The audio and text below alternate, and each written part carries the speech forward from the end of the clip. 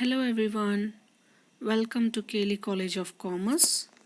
I, Professor Sneha Hiremath of Kelly College of Commerce Vidyanagar Hubli, would like to continue Nature and Significance of Management, Part 2, that is, Objectives of Management. Management seeks to achieve certain objectives. They are derived from the basic purpose for which the business has been commenced. Objectives, they are the ends towards which all the activities of an organization are directed. In any organization, there are different objectives, and management has to achieve all the objectives in an effective and efficient manner.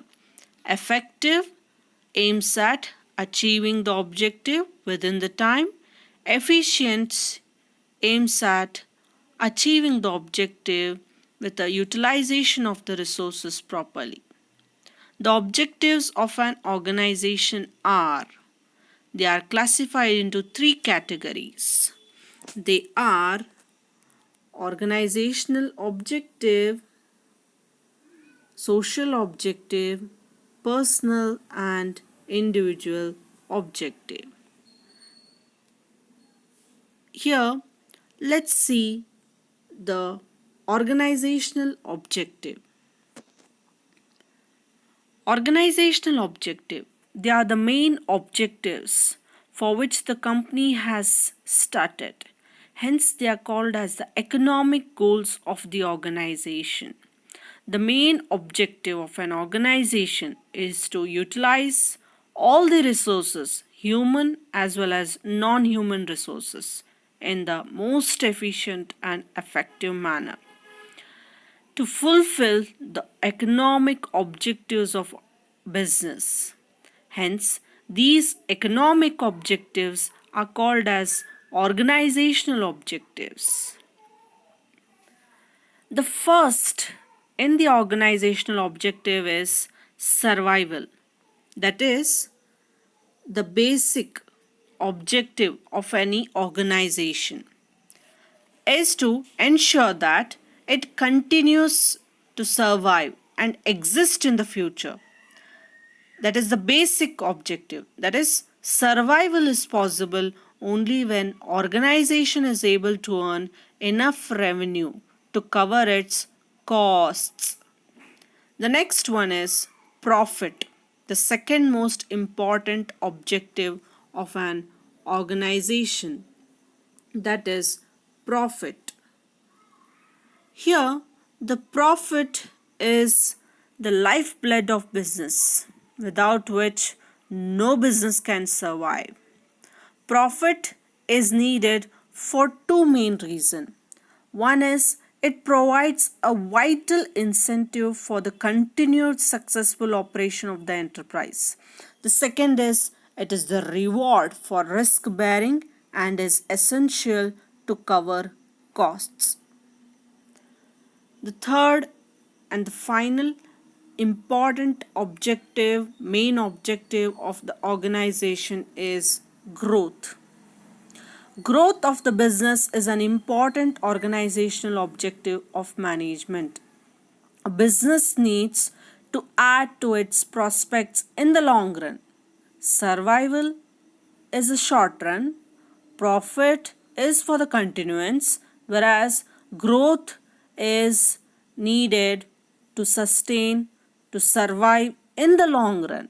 Hence, the organization must grow and expand to survive in the long run. Growth indicates how well it is able to exploit its potential opportunities. And how the growth is measured, it is measured in terms of sales volume, increase in number of employees, market share, number of products, etc. The next one is social objective. These objectives are related to the society. Social objectives refer to the objectives which are desired to be achieved for the benefit of the society. As the organization is a part of the society, every organization, whether it's a business, non business, has a social obligation to fulfill. It means management must consistently create economic values for various constituents of society. Some of the social objectives here we can see, for example, protecting environment. How? By using environmentally friendly methods of production. Second is generating employment opportunities, focusing on weaker section of the society and generating employment opportunities especially for them would be the most important social objective. The next is providing basic amenities like schools, as well as supplying the good quality products at a fair and a reasonable price is also one of the societal objective. Conducting business in a lawful manner and avoiding antisocial and unfair trade practices is also one of the social obligation that is to be fulfilled by the organization. Last, that is individual objective, or we also call it as a personal objective. As we have seen that organization is made up of people who have different personalities, backgrounds, experiences and objectives. They'll come from different backgrounds and they become part of the organization to satisfy their diverse needs. As employees are one of the important valuable resource for an organization, satisfying their objectives becomes a very important task and need for the organization. What can be the individual objectives? That can be financial needs, like they want competitive salaries, perks that satisfies them. Next is social needs like recognition, self respect, respect for colleagues, that is a social need. The next one is personal growth and development. It's a policy that is offered by the organization, that is looking after their personal growth and development. That may be looking after their further studies, providing distance education. That may be the personal growth, that may be the policy for an organization to fulfill individual objectives. The last one is good and the healthy working condition, which is not only an objective, which is a basic criteria or a need of an organization for the employees that makes them to work with a satisfaction, and a satisfied employee is very much helpful for the organization to realize the organizational objectives. Let's see the importance of management. Management is a process which is required for achieving the goals of the organization. Hence, management is helping in achieving group goals. It brings human and non human resources together and it gives a common direction to efforts of all individuals towards achieving that group goal. The next one is management is increasing efficiency. How?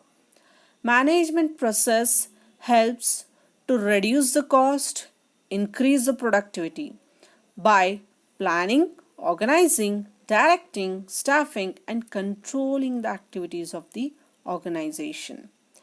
Management is a dynamic, it is creating a dynamic organization, as we have seen this in the characteristic. So where it is important also. Management is creating dynamic organization. Employees generally resist for such changes as it is oftenly means moving from a familiar or a secure environment into a newer environment that may be a challenging one, but still organizational operates in a constantly changing environment, and for that change environment is can be created with the help of management process. The next is management helps in achieving personal objectives. How? A manager, he motivates, he leads his team in such a manner that individual members, they are able to achieve their personal goals while working towards the organizational objectives. The team spirit, motivation, leadership qualities of a leader, and the cooperation and the commitment helps for the group success. Management helps in the development of a society. An organization has multiple objectives towards different groups. As we have seen, the societal objectives, personal objectives, and the organizational objectives, this management process is helping to realize all these objectives. Nature of management. Management as a science, management as an art, management as a profession. Still, there is a controversy with regard to the nature of management, whether it's a science or an art or a profession. In order to determine whether the nature of management is a science or is an art or is a profession, we need to compare its meaning and features with the meaning of science, art, and profession. Management as a science. Science is a systemized body of knowledge that acquires through observation and experimentation, that explains certain general truths or the operation of general laws which are universally acceptable. Let's compare the features of science with the features of management.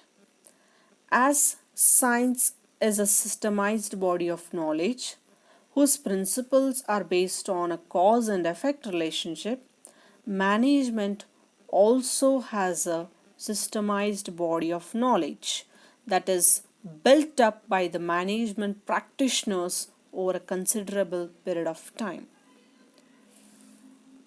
Principles of science are based on observation and experimentation.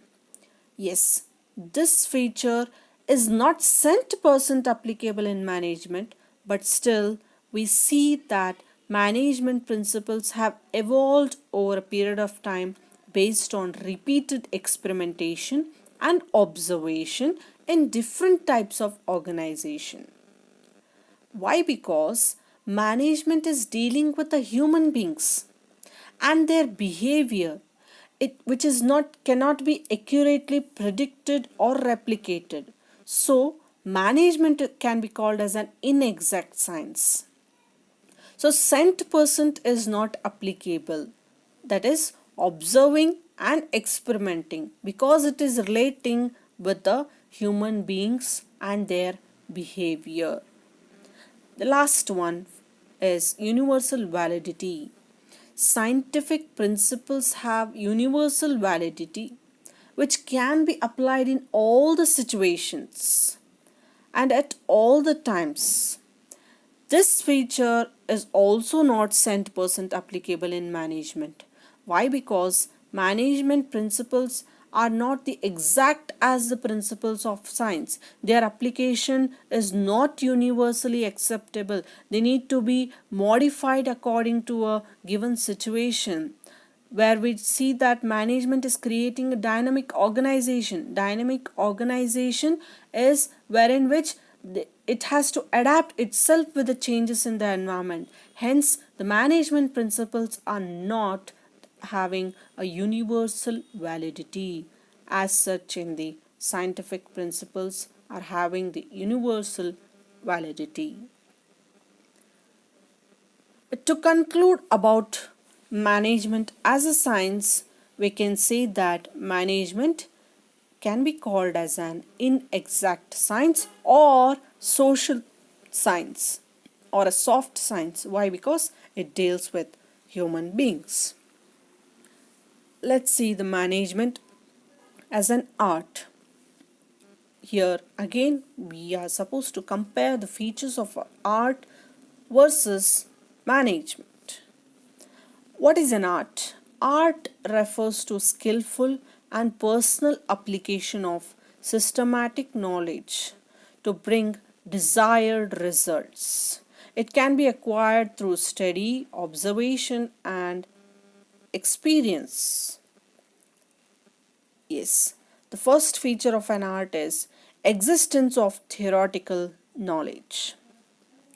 Art is somewhere based on some existence of some theoretical knowledge of concepts and principles. For example, literature is available on dancing, on public speaking, or on acting, whereas this feature is present in the management. Yes, this feature of existence of theoretical knowledge is present even in management, like principles and techniques. There is a lot of literature available in various areas of management like marketing, finance, and HR, which the manager has to specialize in. Next, personalized application. Art is a personalized concept as everyone applies the theoretical knowledge in his own way, just like two dancers, two actors, or two writers will always differ in demonstrating their art, just like that, this feature of art is also present in management, as every manager has a unique way of managing the things and people. Although all managers learn from the same theories, same principles, but still managers differ. A good manager works through a combination of practice, creativity, imagination, initiative, and innovation. The next one is based on practice and creativity. Art has this feature, that is application of art needs regular practice to do things creatively and skillfully. Art can be improved through constant practice. This is also present in management. Managers also improve their managerial skills, efficiency with regular practice of management principles. This gives rise to different styles of management. Finally, it can be concluded that management is an art as it is satisfying all its characteristics. It is rightly been said that management is the art of getting work done through people. Management as a profession. What's a profession? Profession refers to an occupation that is backed up by specialized knowledge and training in which entry is restricted. Here again we need to compare with the features of profession versus management. What are the features of profession?